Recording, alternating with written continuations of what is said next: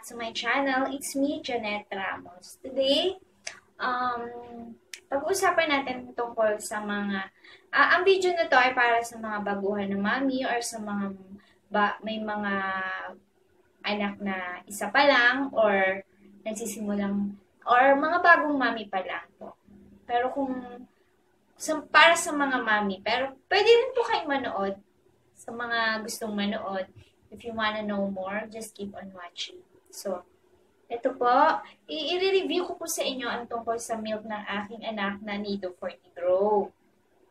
Alam nyo guys, bago ko ito ni-review, bago ako nagsalita sa harapan nyo ngayon, nakaubos muna kami ng tatlong 1.6 kg na milk na Nido.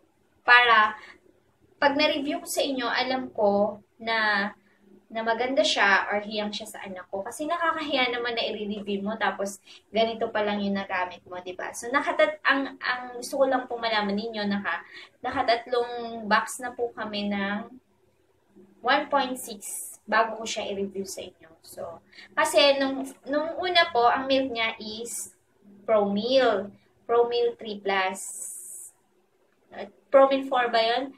Basta nagpalit lang ProMill Preschool, nagpalit lang po kasi ako kasi parang hindi siya although hiyang naman siya kasi hindi siya sakitin, pero yung weight niya, parang ganun pa rin, parang hindi siya tumaba. Pero matalino siya dun sa, kaya lang kasi medyo mahal na siya, kaya naisipan ko nang magpalit ng milk at eto po yung first time ko pa lang po siyang gamitin. Okay naman yung dumi niya, hindi matigas, hindi malambot, kaya nag-steady na po ako dito, dinay ko na. Tapos gusto ko rin po siyang i-share sa inyo para malaman nyo kung ano yung mga benefits ng Nido 40 Grow para sa anak nyo.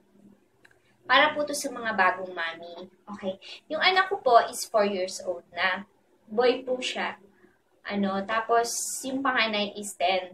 Yung 10 po, iniinom niya rin po to tuwing gabi. Isa rin po yung iniinom niya. Isang gatas na milk. Isang basong milk. So, ang Nido 40 Grow daw ay with Mind and Body Nutrients Life, DHA, and Selenium. Ano po ba yung DHA? Nasa isip natin na DHA. Ang DHA po ay yung nutrients na help sa build your child brain. Helping your child to learn every day. So, ito po, para din po to sa mga papasok sa school na anak nyo. So, yon. So, kailangan po nila yung mga yon. Meron din po siyang 3D nutrient system na yung 3D na po yon, yung brain support nutrients, protection nutrients, tsaka growth builders. Ang tatlong po yun, nandito po siya sa Nido 40 Grow, kaya napakaganda po niya. Alam niyo po yung lasa nito, matamis po siya. Gustong-gusto po siya ng anak ko, hindi ko alam kung bakit. Nung una, nung ProMill po yung milk niya, nahingi siya, pero 8 ounce yun ha. Hindi niya naubos, may natitira siya mga 2 ounce, 3 ounce, ganun. Hindi niya talaga naubos, guys. Pero eto yung mini milk niya, grabe.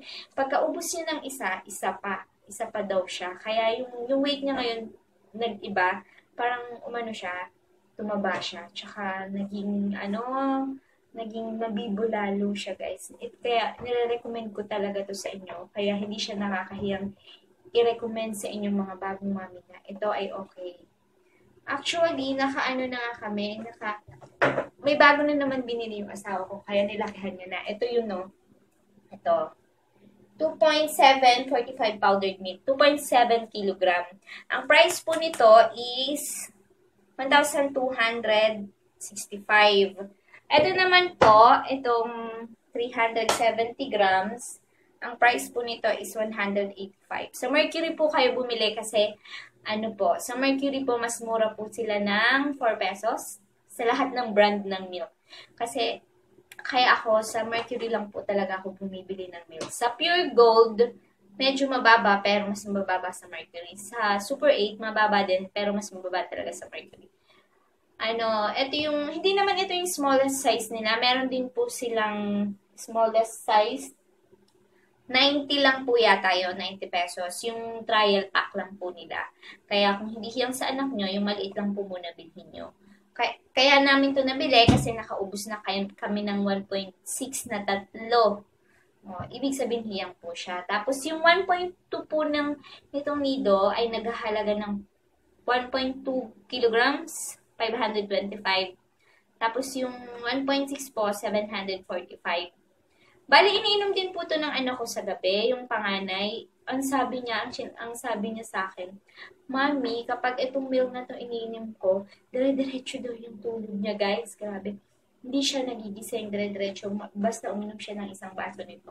Kasi unlike before, yung una niyang milk, panagising niya, siya ng hindi masarap yung tulog niya. Ito, nakwento niya na masarap daw ang tulog niya dito. So, yun guys, gusto ko lang i-share sa inyo. Tapos, nagpalit din sila ng vitamins nila. Dati po silang Growy.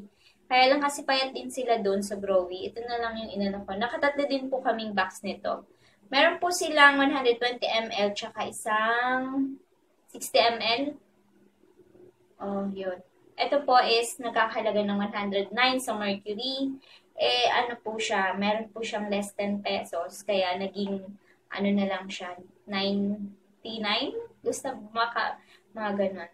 So, thankful naman ako kasi dalawa sila, hiyang sila sa anak ko. So, yun lang po. Para po to sa mga bagong mami. Sana may nakuha po kayong tips sa mga sinabi ko sa inyo. Good po talaga siya. Hindi, wala naman po kasi yun sa mahal or sa murang gatas. Kung saan po hiyang yung anak nyo, dun po. Mas okay po yun. So, yun na lang po guys. Hanggang dito na lang po ulit. Thank you for watching. Keep on watching. Thank you. Please subscribe. Bye-bye. Thank you.